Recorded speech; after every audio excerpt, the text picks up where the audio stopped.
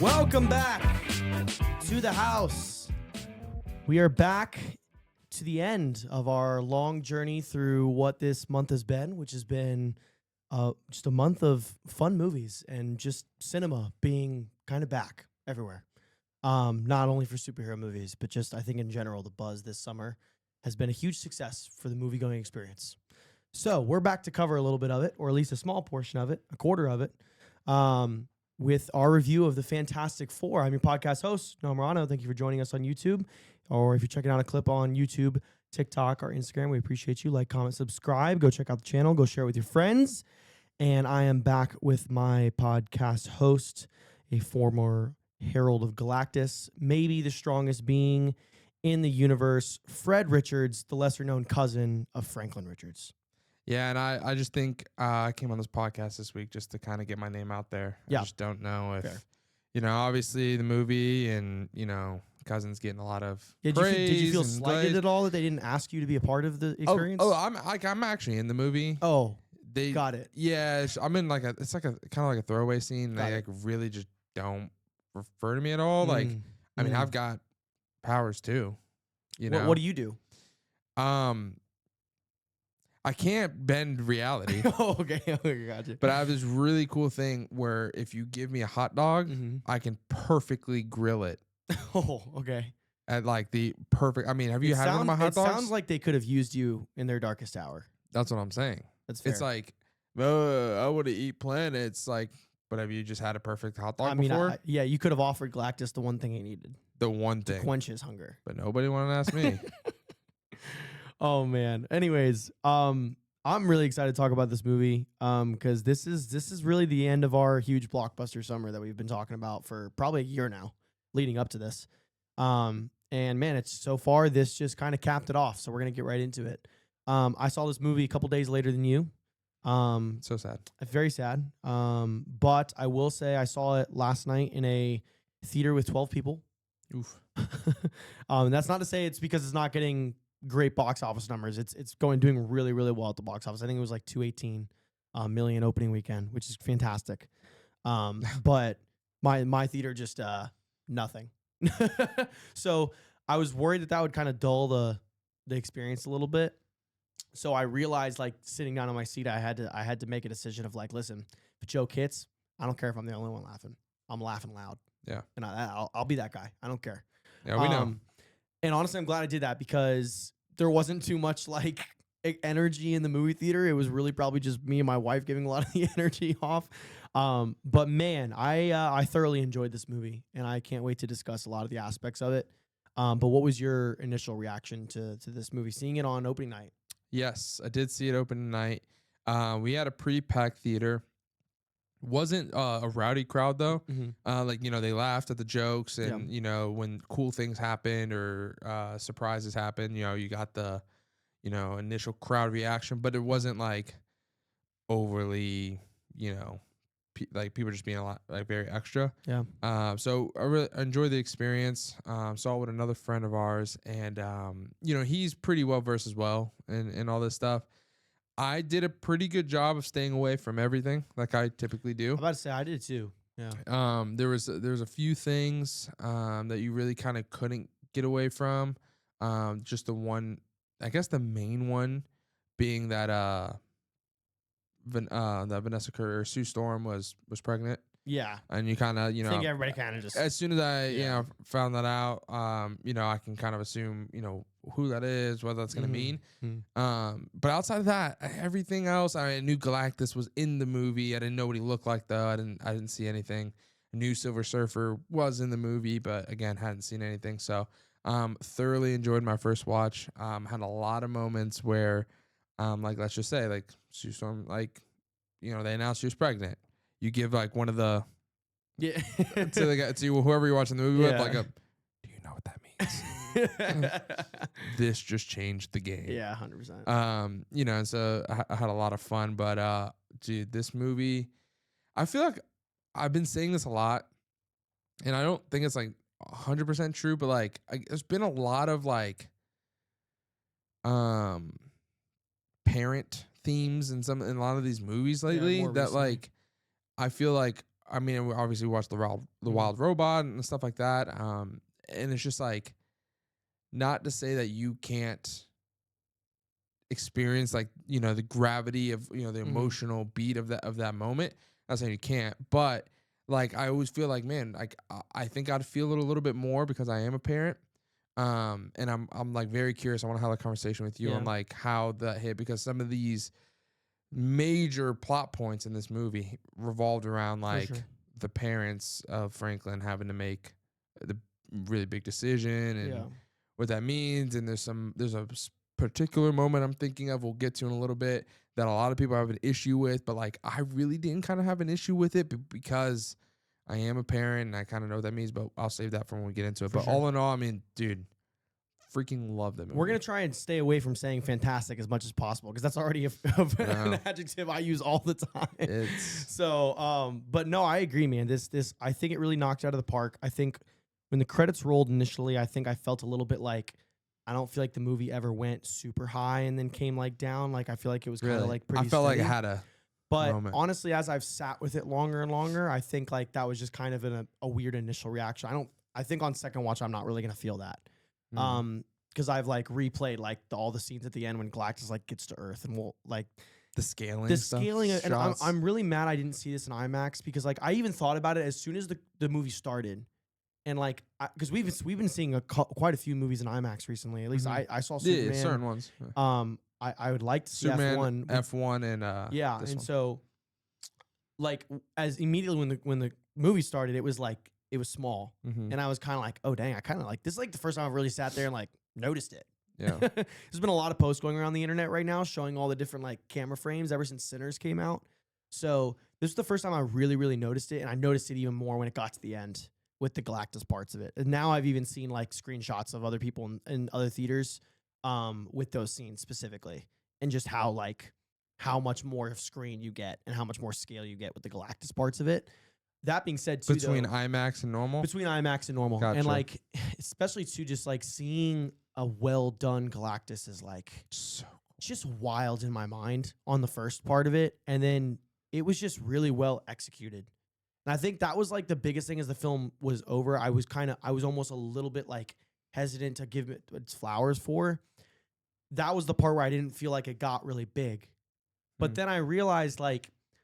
And I realized this as soon as he was coming to Earth. It's like, what are they going to do? Like, their power sets are nothing, like, crazy. Yeah, and that's so crazy because, like, I was digging into some stuff and reading comments and watching stuff. And, like, in the comics, like, obviously, the Fantastic Four face Galactus a lot. They do this quite a few times. Their win rate against Galactus is astronomical. It's pretty high, actually. It's like, I think it's like 86%. It's kind of crazy. The fact that like, this dude eats worlds, but this family of four they got kicks it. his butt. Who don't have like extraordinary like power sets. No, they kick his butt every single time. They hand him an L every single time. Pulled it. So like that's I think why initially I wasn't feeling the gravitas of the moment, because it's like there's no big like punching. Galactus really isn't fighting. He's kind of just walking right through him the entire time. And then, like, the whole crux of it is, like, she just pushes him into the portal, and then he goes away. But then, like, as I've sat with it longer and longer, I just keep coming back to the fact, like, what were they supposed to do? Like, what were they supposed to do? You want Thing to punch him? Yeah, I know. Like, it's not... Because there was a point where I was like, okay, so I was thinking to, like, try and, like, grab him and, like, push him back or something. But, like, no. That's not going to do anything. I would have had more of a problem with that. I know, and I agree. And that's what I've also come back to is, like, I think the things that maybe I was expecting of it, I would have had more of a problem than what we got. Yeah. And so I'm happy we landed where we did in the movie. That being said, the biggest thing of this movie, I think, is just how incredible it looks. Beautiful. From get-go to literally the credits rolling. It's just like there's only two minor things, and we'll get into those, like that I kind of like spotted where I wasn't like okay with it, but because the movie is just overall so spectacular, I just don't care about those things. They don't hit as hard as they would have had like the rest of the movie looked like dog water. So it's like they couldn't bat 1,000. Yeah, exactly. Oh my God, I'm so sorry. Damn. But my wife was giddy the whole time. She loves WandaVision. She was saying it immediately. She was like, "This is WandaVision," and I was like, "I know." And when she was saying that, I couldn't remember if the person who worked on this was WandaVision or not. was. And then I looked it up afterwards. I was like, oh, it's literally the guy who did WandaVision. Yep.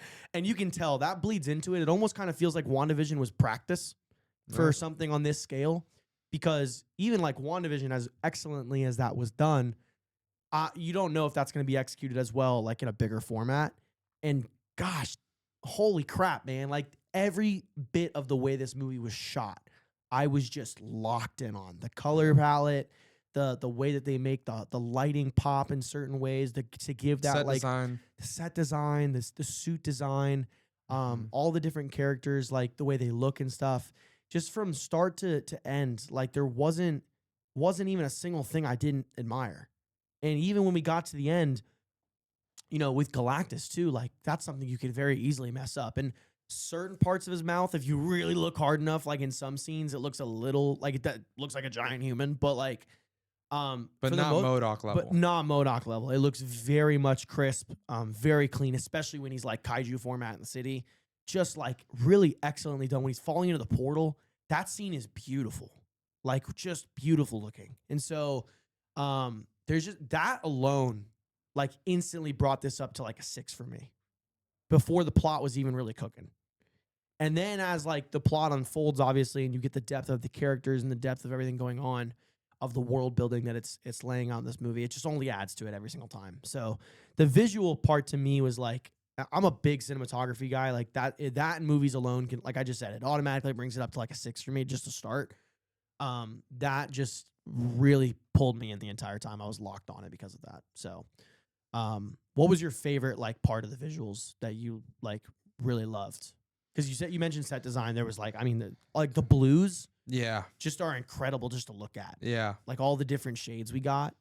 But it's like balanced with the orange lighting and the very warm lighting of the retro 60s vibe. Well, like, what was your favorite part? I think just the city of New York. Yeah. You know, it's just like, it felt like Meet the Robinsons. It did. That's a good way to describe it, is Meet like, the Robinsons. Had a baby with the Incredibles, you know, and it's just like really kind of like took, I don't know, the suits, I really love their costumes. Yeah. Their costumes they're crispy. Probably, if not my favorite, one of my favorites I've ever seen in a movie. And it's like, I don't even know.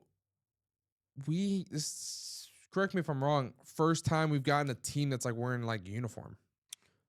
I guess like the Avengers did it in I guess they're little time travel suits, but that didn't really count. That was just the time travel. Thunderbolt Snow. Like, you know what I mean? Like, they had like a uniform suit. Yeah. And it was just like, that's crispy. This is just so crispy. Like, it's just so clean. I loved how in New York the big screens were retro TVs. Yeah. They were all like literally just giant TVs. Yeah. Just so cool. The Fantastic Four, their vehicle was sick. Yeah. You know, I was worried about that with this part of the film. I didn't really know if that would like translate very well. Dude was like flying. It seemed a little too goofy, but when you see it in action, it's so cool. Flying into like into the wheels coming out to a drift. Just tasty. So crispy. Which, by the way, they've all just got a PhD in how to drive that thing, man. No, it was only the thing. He's the only one that drove. Sue drove it in a couple scenes too. Oh, at the end. Yeah, I think she drove it in one of the montage scenes as well, but it was more thing for sure. She drove it at the because he threw it into the building. Yeah, she was driving at that point, which the only time it crashed, woman was driving. Just saying. Just saying. Oh man, I hope you don't get aggregated in the comments for that one. But argue with the wall. No, I'm just kidding. I think that, and then the scene when we get into Galactus' ship and we see him for the first time. Yeah. And he's like in the back, and he like leans forward. And the lights just in the light. Dude, yeah. That noise, the sound design alone too. It's just the light thing is. And then you just kind of like, you don't see all of him. Yeah. But you see what you need. Yeah. And then so that one, and then anytime Johnny would flame on, it just looked good. It looks crispy, man. It's just so fluid. It's nothing new, but like it just new. looks really good. It never takes you out of the scene. No, it was just so fluid. Yeah, and it looked, man, it's just visually. Dude. When they get into that scene with the Galactus, where they like look up at the ship, you can just like see the sheer like shock and terror. Yeah, especially in Reed. There's no way they were expecting that. No. like he even says it like jokingly on the ship when they're going like, "Are we expecting a big space dragon?" I was like, that's funny. And then they get there, and I think they legitimately just had that was not on their bingo card No. for what they were expecting to see. The ship scene is awesome. Yeah. It's incredible. Actually, I would argue the whole 30-minute sequence of them going out to space and coming back, that might be the crispiest part of the movie. It's I would deem that as probably the second act. Mm-hmm. I think that's the best part of the movie. I think so too. Because it's like the getting there, great dialogue. The meeting Galactus is so freaking cool because you're just anticipating to see him, and then going back was awesome with the intensity of being chased by the Silver Surfer, but then also Sue going into labor. Yes, and it's just the intensity of like balancing. Got to get away. Oh my God, we just slipped out of this thing. Now, oh my God, there's a black hole. It's sucking us in. The scenes through the black hole were fucking incredible. Which is like was crazy because incredible. The second black hole I've seen this month. with Superman. Yeah, I know. It's just so like it's Interstellar really opened the floodgates. Yeah, we know what it looks like now. It's just kind of funny that like both movies just involved a black hole, which is not a day-to-day thing. It's not a day-to-day thing to fight the gravitational pull of black hole. It looked incredible. Like it really looked like Interstellar for a minute there when the ship was like flying through the cloud towards the black hole and she was chasing them through the cloud, surfing on it. Her surfing on the lava was freaking sick. Yeah, just like 10, bro. They did a good job distinguishing like this surfer from the last one we've seen. Mm-hmm. And mind you, that movie's not a great movie. That surfer in that movie is sick. One of the coolest characters ever. Aura. Just crazy aura. Crazy aura. And the movements in that film are like something that makes that character in that film so incredible. Like all he's doing with the board and the way he's using it and moving around things. And honestly, if I haven't watched it in a long time, but what I remember from it, he's not really doing a whole lot of like conventional surfing. Mm-mm. She's like conventionally surfing the entire time around most of the stuff. For sure. Which I thought was really cool because like she's doing it on lava, she's doing it on clouds, just a bunch of cosmic stuff that you just don't get to see. Sure, yeah. So just beautiful. Like that whole spaceship scene where they're going to the black hole was just incredible. And then any set design in the Baxter building was just so cool, bro. So good. Honestly, so anything on the Earth was just like it was awesome. It just looks so good. It looked so good. It probably won't just because the Academy Awards hate superhero movies. This should get a nod for the cinematography and set design and character design and stuff like that. If it doesn't, I'll be a little upset. I'm not gonna lie to you because I get it. There's a lot of like really great like low key movies in the Sundance films and all the indie films that they love. Listen, this was a lot, and honestly, it didn't look that bad. So I don't know what more you're looking for. Yeah, you scale a celestial that eats planets, and let me know how that looks. Cool. It's probably not also an easy when he feat. gets up and the tubes unplug and his suit does the little Iron Man thing. That was hot, bro. That was so cool.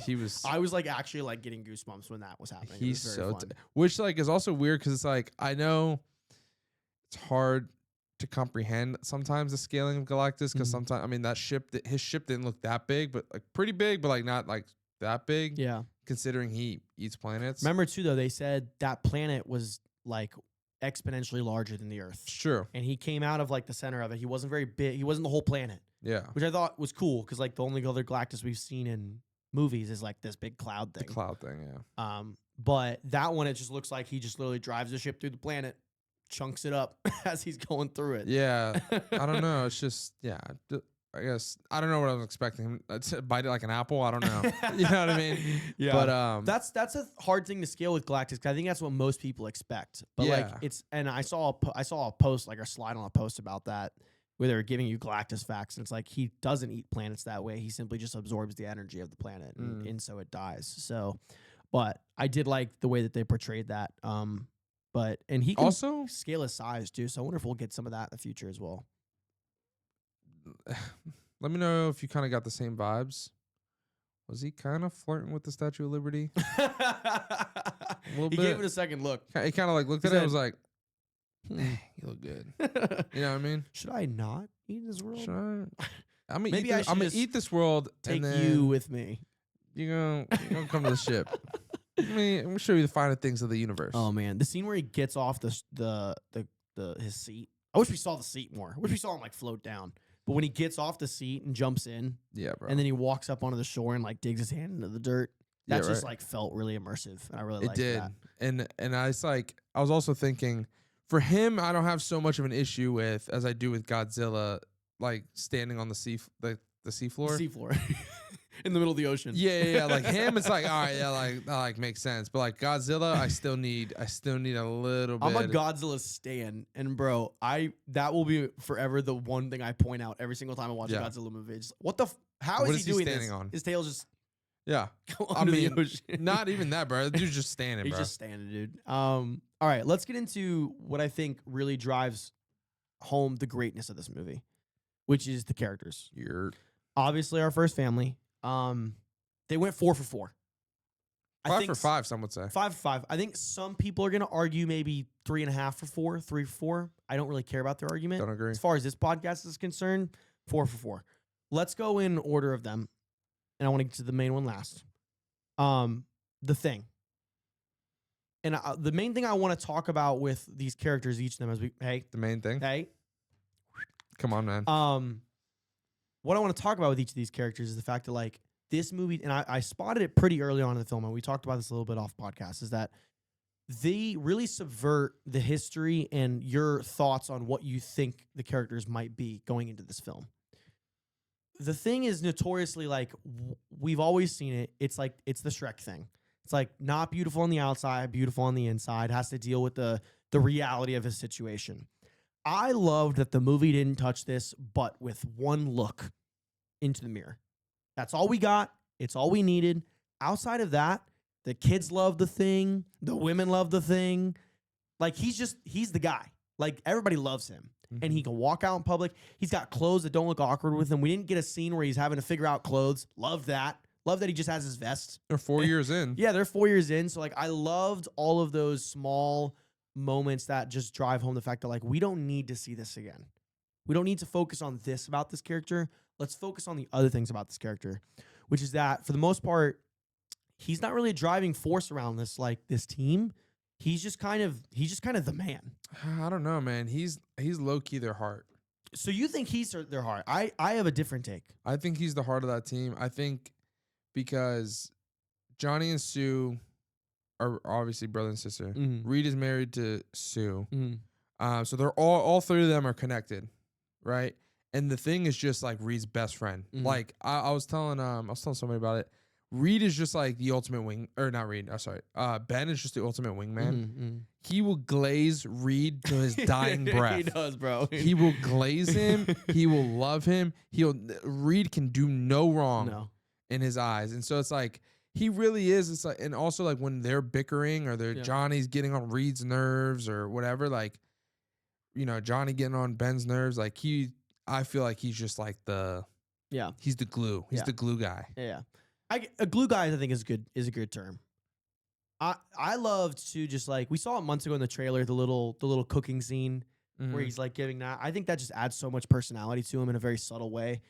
But the one scene that really drove it home, and it's really immediate, it's like in the beginning of the movie, is obviously like when they're late to dinner and he's sitting there and they're like kind of frazzled and Johnny's like kind of grilling them and he's just staring at Sue and he just knows. And he kind of gives the faint smile. He's kind of doing the observing thing, and then he's the one who spots that she's pregnant.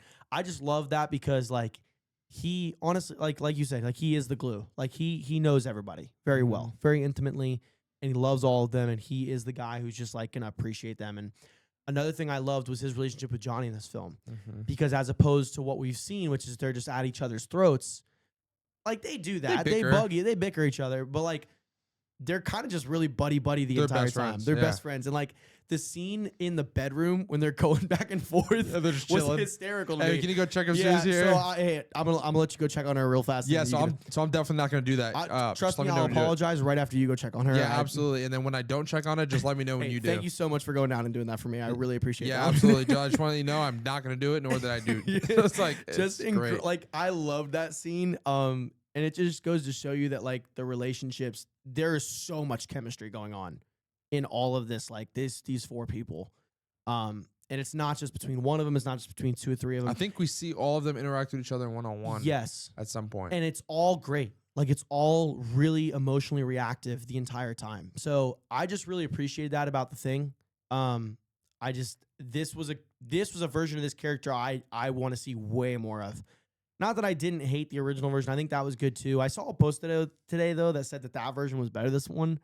I just vehemently disagree. I can't get behind that. The only one that you can argue is, and I wouldn't even say better, the only one you can argue is at the very most tied is the original Reed in this and we'll get into that. But first I want to talk about Sue, because this is who I thought was more the heart of the group. Because she's, as opposed to like just what I feel like we've seen from Sue, which is just kind of like the emotional women trope of just being, she's the wife, she's the female of the group, you know, she's got to be the one stopping the boys from being boys and stuff like that. In this one, she's like kind of the leader.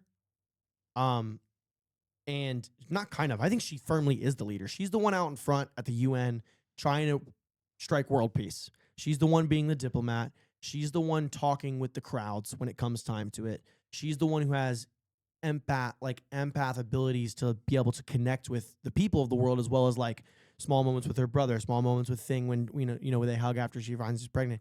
Obviously, like the chemistry with her and Reed in this movie. So I felt like she was more of the heart, kind of pulling them emotionally together.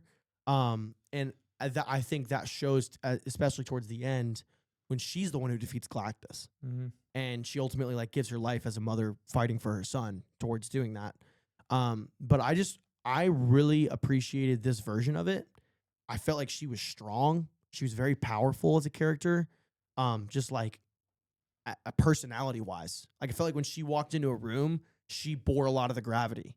Yeah, which I liked. And it really, like, Vanessa Kirby did phenomenal with that role. And the only other thing I've really seen Vanessa Kirby in was, I think it was Mission Impossible. Mm-hmm. And so was she not in a Fast and Furious movie? Yes, she was. Sworn yes, she was too. So that's the only other thing I've seen her in. Yeah, she's incredible in Mission Impossible. It's all I remember her from. I didn't really know what to expect from this movie, but like honestly, she walked away being like one of the strongest characters for me. And all of them are really strong, but that's just like that's why I'm saying that. It's like she was even like past that. So I just found her to be more of like the emotional cloud of the group and keeping them together and being the voice to the world for the group. So she was incredible. Johnny though. Johnny was phenomenal in this film. Like Joseph Quinn-Cooked. Complete flip of the character. Sure, he's a ladies' man, but not in the overly aggressive, like I'm trying to sleep with every woman tonight way. Yeah, not the Chris Evans. No, not the over, like it's more of just like he's the heartthrob. But they do an excellent job at completely. He's not just the fourth guy in the group. Mm-hmm. He is just as like he's smart. For sure. He's a scientist himself. He's figuring out a good crux of this. To break down language like that from a sentence, that's not like a cakewalk in the park. Yeah. Like you have these movies, Lord of the Rings and all these other movies, like creating language. They hire people on to create entire languages. That's essentially what he's doing by decoding this. He's got to decode it. So he being the guy who turns surfer, who has that relationship with her, is able to kind of bear that weight in the film of like being the guy who figures that part out. I just thought was excellently done. And he was the most charming, made me laugh the most, which I think is needed because like he's still a humorous character. You got to give him to him. But this was a character, I've seen a lot of rumors floating around based off the Feige interview that he's been giving, mainly to Variety, but some other sources as well. They want to do some Spider-Man team ups with Fantastic Four. Him and Tom Holland in a room together, that could be electric. So I'm excited to see that moving forward. But I know you liked the Torch as well in this movie. He definitely walked away being probably my favorite character from the film. Yeah, and I think the biggest thing is that we took a whole different direction with him. Yeah. I didn't want to see another portrayal that was like Chris Evans. Yeah. This is what I wanted to see. I agree. And I kind of want to like how I view the team because you were kind of saying that like Sue was with the heart, and like as you were kind of talking, I think came to my own conclusion. I think the Thing, I'm gonna go with Glue Guy. Yeah. I think he's one that really, is a great anchor for them, and he connects everybody to each other just like through relationships. I would say Johnny is like the charismatic one, which he always is. Mm-hmm. He is supposed to be charismatic. I love that they he wasn't flirting with the Silver Surfer, Yeah. but like it was just like a charismatic charm. It was just charm. It was all very soft as opposed to just in your face. Yeah, it's like he wasn't attacking her, like especially when they were in that Galactus ship, like and he flew over there, like he didn't start attacking her, he just started talking to her. Yeah. And it's just like his charm is what made her not really view him as hostile. He was just like kind of chopping it up and whatnot. And for him to be the one that turned it, you know, I think it also works that we use the female version, you know, because it kind of like, if you really think about it, Johnny is like the playboy, but he didn't flirt with a single girl. No, he didn't bring any girls home. No, he wasn't like, you know, staying out partying. He like really, we didn't really see any of that. No, the only hotshot, attractive playboy version of Johnny we got was that he was kind of flirting, charming. He was in Silver Surfer, you know what I mean? So it's like we got to still see that, like, yeah, Johnny still got it. You know what I mean? He still got Riz or whatever. But he is also like a sign, like let's give him credit. Yeah. Where credit's due. So I'd say he's more like the charismatic you know, voice. I would say Sue is more the face of the team. Okay. So she does the public speaking. She did, you know, the world peace. She made the peace treaty with Terraria. Yep. Think close. And you know, so she was just like the face of the Fantastic Four. When people were thinking Fantastic Four, press conferences, all that was her. Love that for her. Love that role for her on the team. Boss woman for sure. Like she. I think you put it right. Like she just commands so much attention. Yeah. And she's not just Reed's wife. Yeah. No, not at all. No. That's not Honestly, at all. This movie, I would argue Reed is just her husband. And then points in it. And then that leads, and I can kick us off with, that leads us to Reed. Yeah. And I think I would still say Reed is the leader. There's a couple moments that like what would lead me to believe that, you know, this is still his team. Let's not really get it twisted, although everybody else is uber great and they all play such a vital role. Is that like when push come to shove, when there was an issue, when they all look to him, like it was like Reed's gonna figure it out. Yeah, whatever plan he devises, whatever plan he creates, like that's what we're rocking with, and that's because we trust him to make the right call, to factor in everything. So I would still say that, you know, Reed is the leader of the Fantastic Four. That being said, Reed, I know there's a lot of, I don't want to say a lot of, maybe a good amount of discourse around, you know, some people liked Pedro Pascal's portrayal. Some people weren't rocking with it. I think, and we kind of talked about this a little bit, I think people have an issue with it are maybe just getting like Pedro Pascal fatigue. You know, like he's been in a lot of stuff recently. And, you know, he's kind of showing up on all these major IPs. Yeah. He's showing up in a lot of movies, especially this summer, TV shows and whatnot. So I think people are just tired of seeing him. Personally, big Pedro Pascal fan.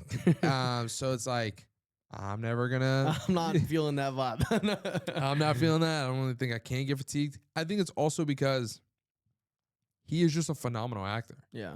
Like, it's not like I like him, and so like I don't get fatigued, but then like his stuff is like a little shaky. Yeah. Like everything he's been in is not only critically beloved. Yeah.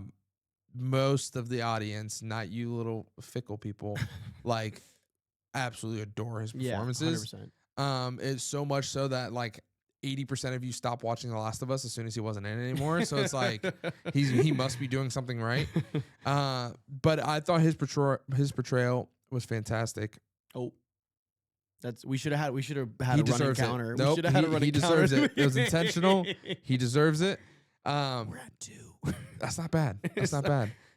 The original Reed was really, really good as well. I think what I loved about Pedro's, and he can do this so well, is that as they did show off how smart he is for sure, but I loved the anxiety that came with it. Yes. I think that's what like really kind of turned gave us something new. Different. Yeah, and you see it in the scene where, I mean, obviously we already saw it as soon as he knew, you know, Franklin was coming. He took down like every criminal organization in New York. Immediately. Yeah. See the 42 organizations. Yeah. We've got them covered. Yeah. I just made a quick call. Yeah, I made a call. And like, that was it. But what he didn't account for, you don't know what you don't know. And you don't know that there's this cosmic being that is eating planets. Yeah. and when they go do it and confront Galactus, you know, when he first sees him, like I immediately looked at Reed specifically. His face was like, fuck. Like, what am I gonna do? And then when they get back, you know, they spend, I forget the time that they've like calculated that they have, trying to figure it out. And the rest of the movie, he has just like crippling anxiety. Yeah. Because he can't figure it out. Yeah. I've run through every single possible solution. You know, you think of like the Doctor Strange when he runs through all of like the outcomes, like he basically did that through calculations. He calculated everything. He's like, in all of these, we don't win. Yeah. You know? And so it's like, you know, he has the burden of him carrying the burden of his brain, I think is it's just like a great contrast to because, you know, usually in stories and comics and stuff we see, well, Reed figures it out. Yeah. You know, like just a couple math equations. It's almost a little smug too. But this one, like, and while he did kind of figure it out, like, kind of, ultimately really wasn't the reason they pulled it out. It really was Johnny's side that, you know, they kind of just like shoved off, like, whatever, Johnny. Yeah. But, you know, it was until the last second that he really came up with something. And it was like a 80% chance or 70% chance. Honestly, though, I'm not sure why that shouldn't have been the plan originally. What? Why not try and teleport him away first instead of Earth away first? You only have to build a couple versus like several, like 30 to 50 of them around the world. Yes, but like they probably didn't think they were going to be able to get him where they needed to get him. I agree. I'm just like that was like when they came with that plan. It's like this is all we got. Really, it's like this is not ideal. That was like a small. It's a small issue like, of mine. Sue had to kill herself. So in order for it to get him at that point, you know what I mean? So it's not like. But back to Reed though. I do agree. The portrayal is much more nuanced than I think it's ever the one time we really saw it, and more or less what we get from the comics, which is like Reed is kind of an asshole, like in every iteration, like he just is because he's so enveloped in how smart he is that he just put his EQ is very low. In this one, his EQ is still very low, but you could see that he's consistently trying to battle it in his mind. Like he's consistently trying to fight the fact that like he in his natural state is going to focus on the factual without the emotions. It's the whole reason why he even considers the thought of giving up his son.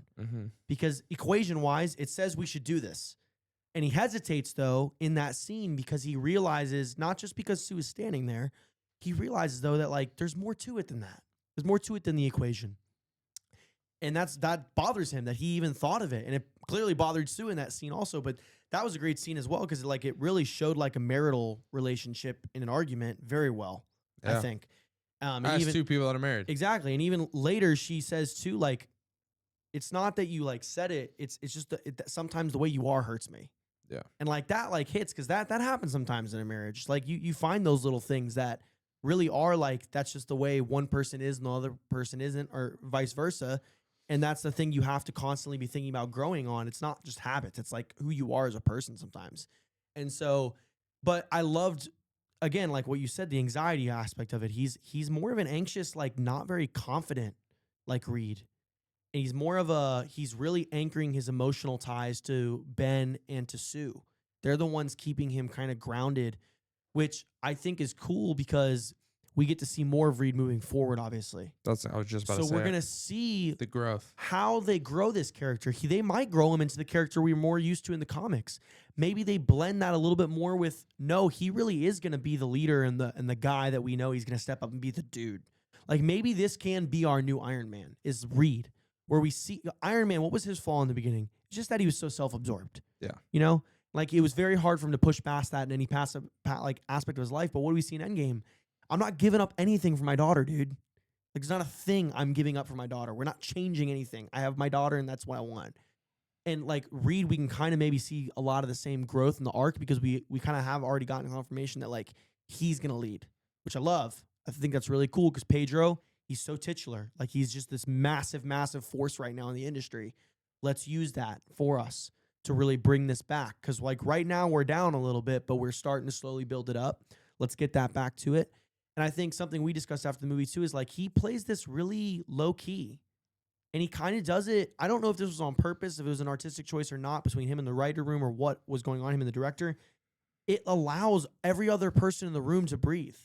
Because like there's a version of this movie where like we get Pedro doing the full force, like charismatic Reed who's a smug ass and like just, is that guy. But that wouldn't really, I think, leave a lot of room for the rest of these characters to shine the way they did and the way that we ended up loving these characters. So that's something we talked about is like, I get the critique of maybe what you thought about it. I just don't care because I think the upside of what it gave us is better than what you may be asking for. Yeah. So him in the background a little bit, although it feels like, there's some moments where he's like, why isn't Reed stepping up? Why isn't Reed doing this? It's like, for what you said, like, it gave us the amazing performance that everybody else gave. One, it gives us room to grow. Yeah. We're going to get Reed, bro. We're going to get a lot of Reed. Especially now that this movie is doing so well. We're going to get money. It's being critically panned very, very highly.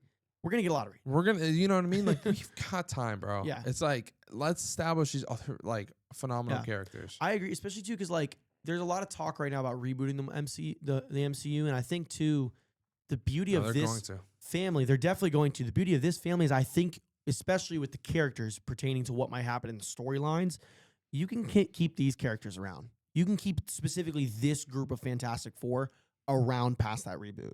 And it will make sense. And you have a character like Pedro Pascal's Reed leading the charge and being the face, potentially, maybe as RDJ was. And I just think that was really cool. Other two characters, very briefly touch on, just Galactus and Surfer. Both very well done. They weren't the shining characters of the movie by any means. No pun there. But at the same time, you do get a lot from the Surfer. We get in the little moments we get from her. She's a brilliant actress. She's on Ozarks. If you've ever watched Ozarks, phenomenal show. It's very just drama grounded. Oh, good Lord, drama grounded. Yeah, I said that right. So there's not a lot of action in it, and she just shines a lot in that show. And so even though like there was a lot of, I wouldn't even call it, would you call it controversy? The fact that they casted the girl version versus the guy version? I think at first people thought, and I mean, I initially thought this as well, that they were just changing the gender of, for sure, of Norrin. But, once it kind of came out and people were all like, guys, this is also like, it's just a separate character. It is a separate character. They're two separate characters. Let's talk about it because it sets it up really well. When that was announced, I wasn't worried because when she was announced as she was cast, I wasn't worried at all because she's a great actress. So that's where I was kind of going with all that. Where it leads us to in the future, though, is that it really does open the door very well for Norrin to step in. Yes. Because this Surfer might be dead. Who knows? We have no idea. I mean, she went with Galactus. Yeah. Odds are Galactus probably ended that. Maybe. But also, Galactus, even though it wasn't confirmed in this movie, comic-based wise, is the same everywhere in every universe. Just so wild. So wild. That kind of does open the door for like maybe you explain it like this dimensional porter actually sent him to our dimension. Maybe it did just send him across space. I don't know.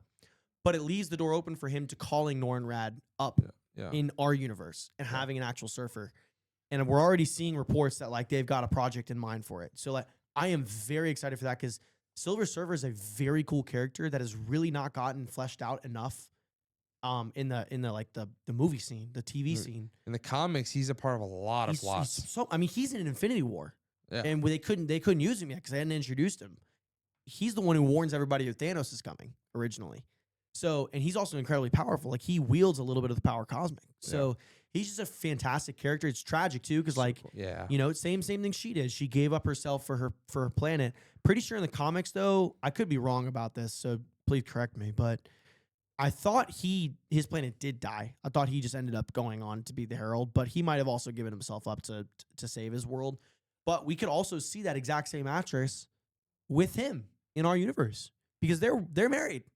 They're a couple. So like we can end up seeing both them as Silver Surfers in our universe, which I think is really fun and really cool. Like I just can't wait for that. And again, I agree with very much what you said earlier. It's like it really worked out that she was female because it really worked out with the chemistry between her and Johnny. And versus like you wouldn't have had that because what they did that in the original film, they just did it with Sue. Yeah. They did the same kind of loving friendship, endearing friendship that they formed over that movie. Got him to understand from their perspective. And they subverted that into this one being Johnny and her. So I really liked that. I thought that was a knockout of the park. We talked earlier in the podcast about Galactus too, just looking incredible. Definitely a force of nature. Can't wait to see him come back because I doubt they're using that character once. No, yeah, definitely not. Very excited. All right. One thing that we got very wrong. We really, I feel like we talked about it quite a bit in the time leading up to this movie. We really thought this world was going to die. Yeah. And they were going to be ejected into our dimension. Yeah. Didn't happen. Just not even. But I think like that's what they wanted us to think. I think so. I think they wanted us to think that so. that Galactus was going to eat that. Especially after Thunderbolts. You see the ship come in. Yeah. We have no idea what the hell that means now. I thought the post-credit, someone was going to kind of like hint, do anything. A while ago, there were some theories when this post-credit scene came up was that it's Doom, it's not the family. I kind of just shrugged it off. After this post-credit scene, kind of buying the Kool-Aid a little bit. A little bit. And here, it makes a little bit more sense and like there because I saw a theory earlier today that was like, what if he kidnaps him? Yeah. And brings him to our Earth, and that's the whole reason they have to come get him. Yeah. That Kool-Aid I can buy a little bit more. Or that he kidnaps them, and then that ship really is the family, and they're just looking for. Yeah, and they're looking for him. They're looking for. I saw one theory. I'll go and say I saw one theory. Let me know how much of this you kind of buy. Okay. Same thing I just said. Doom kidnaps Franklin. Mm. The family goes looking for him. Ends up in our universe, and then they see that, and they're able to see Doom, like they saw his face. Comes to our universe looking for it. Realize that like. The hero of our Earth, the Unforgotten is Iron Man. Is Iron Man. Yeah. It has the same face as the guy, and then that leads to like a little bit of conflict between the Avengers and Fantastic Four. Yeah. I don't know if we have time to do all that. Listen, there's a lot of theories going around Doom right now. Just like, is Doom an Iron Man variant? Is Iron Man a Doom variant? I think both sides have a pretty good case. I think a lot of the one side is based off the one look Tony Stark gave his dad in the elevator, and that's it.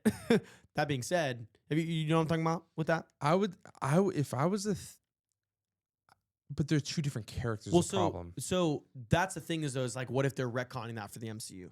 Is that in the MCU that he's Tony Stark? Here's the theory: is that originally people were like, maybe he's a Tony Stark variant in another universe. He just goes bad, becomes Doom.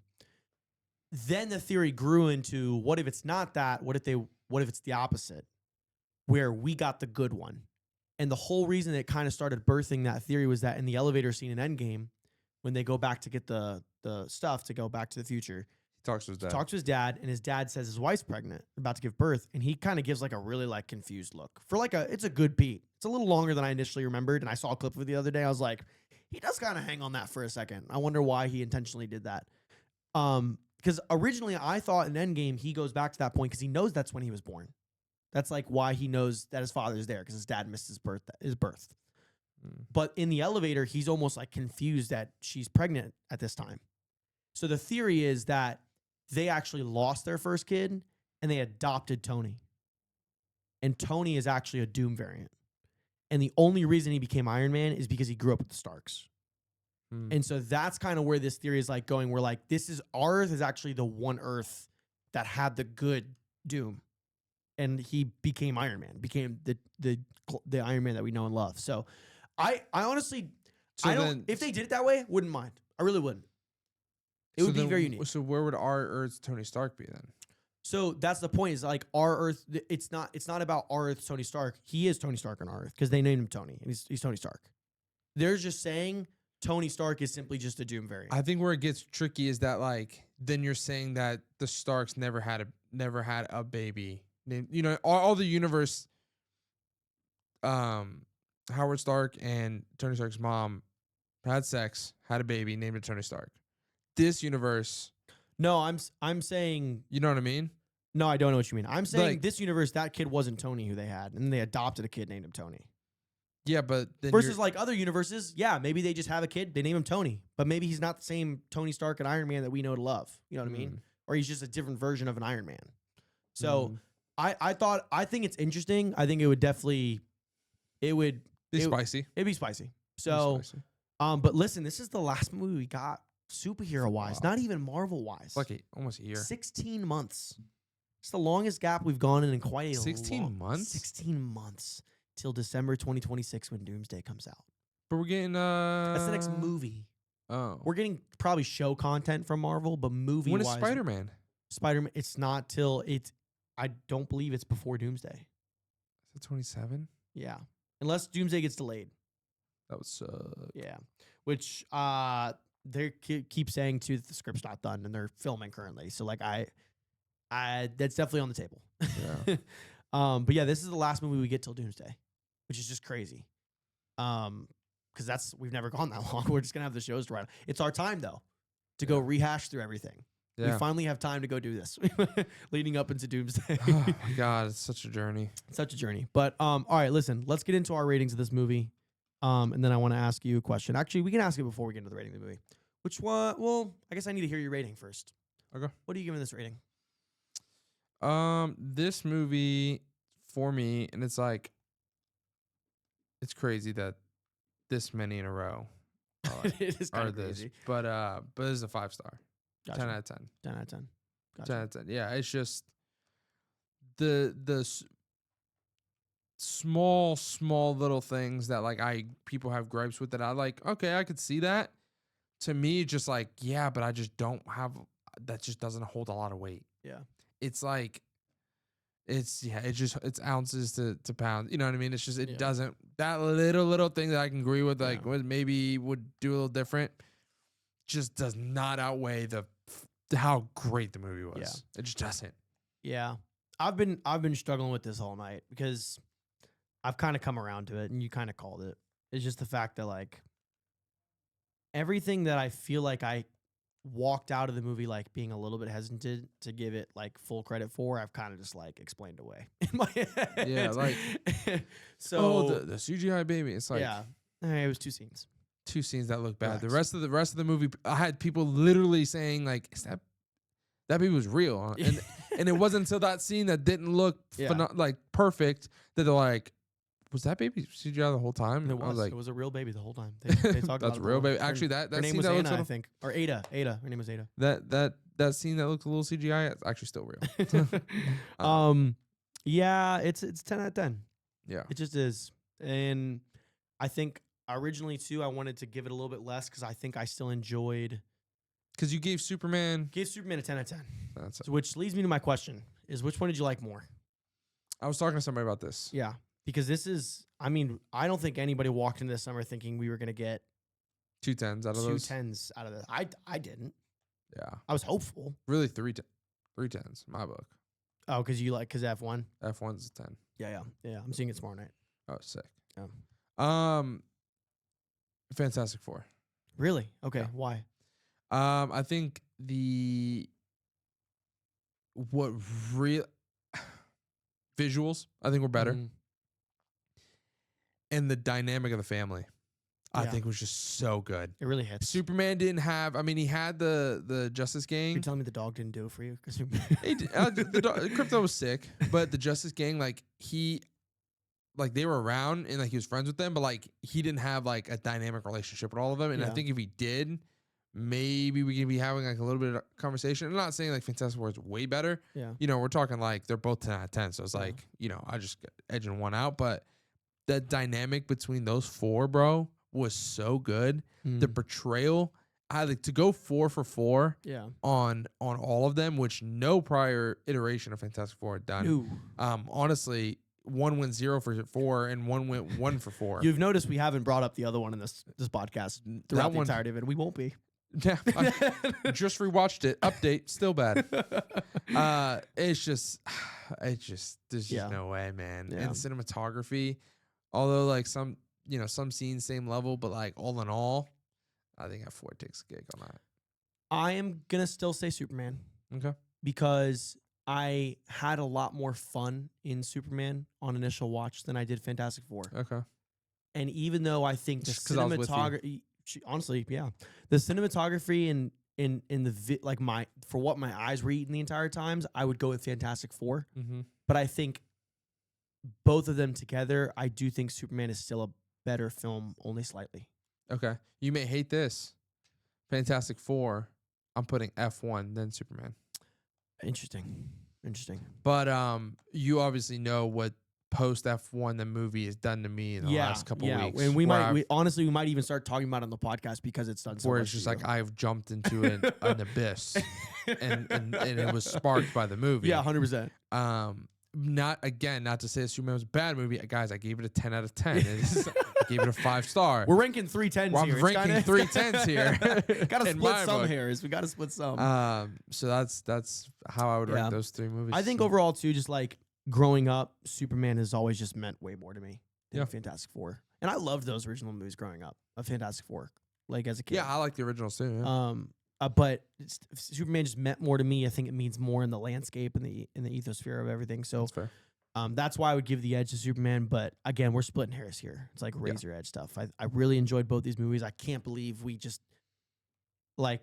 hit 2 home runs. And listen, the game's not over, but 2 home runs. You know, it's just at this point the game is pretty big. And we've talked about it like.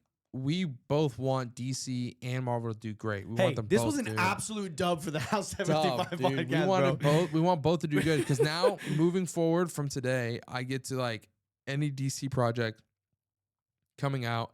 I get to look forward to. I'm a little giddy for it, man. And then Marvel, it's like I said it after Thunderbolts. I'll say it again. We're back. I walked out of the film and I said that's now 5 in a row that I think are very, very competent, if not great. Agatha. Okay. Yep. Thunderbolts, Ironheart, Fantastic Four, and Spider-Man. Oh, the animated. Animated. Yeah. All 5 of those are incredible.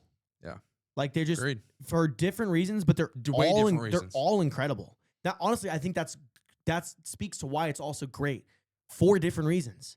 Like Agatha does its own thing in a very different world. Thunderbolts is very contemporary, very contained, but very good. Fantastic Four is just cosmic and out of this world and vibrant. Yeah. Spider-Man is just this goofy animated show. Goofy. And then Ironheart, even though like some people didn't love it, we loved it. Yeah. So maybe that's the only one that people It was more gritty. Yeah, even though that's the only one that people I think would bicker about more, still like we really enjoyed it. I thought it was a good show and also gave us a really cool character in Mephisto and Ironheart that I think we can root for moving forward. Yeah, so I agree. Yeah, I don't know. Like going 5 for 5 starting last year in a year's span. I told Hannah walking out, I was like, I'm a little worried that we have to wait 16 months. I don't want the momentum to kind of get lost. I know. But that being said, we have shows coming out. And even DC's got some projects coming out, show-wise and movie-wise. I don't know if I don't think there's another one till Doomsday, because I think Doomsday literally is our next superhero movie, like in the entire landscape. Mm-hmm. But we are going to get like products still. So I'm excited about that. And man, this just gets like, listen, we're not at the mountaintop again. I can't promise we're ever going to get that mountaintop again, but this is a good blip on the radar. Yeah, this is a sizable blip on the radar for this summer. Absolute fantastic success. So, agreed, man. All right, God, we're done, man. The summer of stuff is done. Facts. Sports is around the corner. Yeah, football's around the corner. Yeah, we're almost back. F1 might be potentially around the corner. We'll talk about it in the future. We'll talk about it. I'm excited. But yeah, listen, Nerd Podcast is going to quiet down a little bit. I think I want to try and wrap up our bracket. Mm-hmm. We'll probably do that. So look out for the voting polls soon to determine our IP champion. But we had to take a break to talk about these 2 phenomenal movies because it was just too big not to talk about after that point. So, but then, yeah, once we're done with that, listen, Nerd Homies, we'll still be around. We'll still do some stuff here and there. But we are going to be probably focusing more on football. So just prepare yourselves for that at the house. If you're a football lover, if you know people who love that, point them to us. We would love to talk with them about football. So that's going to be it for us. Yeah. Let's get out of here. Any final words to say to the people? Final words. WWE SummerSlam is happening this weekend. It is the biggest event of the summer. It's one of the big 4 PLEs or pay-per-view events. It is a stacked card, so it is going to be electric. So I'm hoping to get the Pipe On Podcast guys together, cover SummerSlam. That'll probably drop to you guys next week at some point, so we can cover that. And then, I think that's all we got going on. Hey, rip to the Hulk. Sad day. That was, yeah, I definitely poured one out. It was water, but I poured one out for all. They'll probably make a big spectacle of everything at the next event, I imagine. They already did. They did it last week at on SmackDown. It was the first show post his death. Yeah. And they opened up the show. Everybody on the roster was on stage, and they did like 10 rings of the bell. in memory, and then they gave him a beautiful video montage Nice. and kind of made the whole night about him. It was sick. My only memory of Hulk Hogan is just I got to see him in the Rocky movies growing up. Because in Rocky 3, he fights Rocky, and that was just like my dad like hyped that up because he knew who Hulk Hogan was. So it was just fun. That's really all I got. But even that alone, seeing him in the Rocky movie, when I heard that, I was like, dang. Yeah. Hogan's Did back. you? I know you were in the area. Did you go to his restaurant at all? We didn't. We talked about it, but then I think you brought up a good point that I brought up a good point to the group about, which is like it's probably going to be really slammed. Yeah. And we just Everybody don't wanna try. pouring one out. Yeah, for we Hulk. just don't want to try. We definitely were in the area. That could be fun for maybe the Pipe Bomb podcast to venture out to here in the future. One of the hosts for Pipe Bomb, he was in Orlando recently, and Hulk Hogan has like a store out there, and he got to like take pictures with some cardboard cutouts. He got to hold his belt and stuff like that. So really cool. So really cool stuff. R.I.P. Hulk Hogan. Yeah. Rest in peace. Yeah. Hey, also check out the Letterboxd podcast with Andy Roberts on the House of 55 channel. Doing cool stuff with movies, and listen, movies don't stop. I know nerds stuff occasionally goes down. Movies don't stop. So check out what he's doing over there. He's doing some cool stuff. We're going to cover weapons, I think, right? Yes, we're going to try. No. No shot. Not on that episode. Come on. You won't see me. All right, that's going to do it for us at the house. We will catch you guys next time. Peace.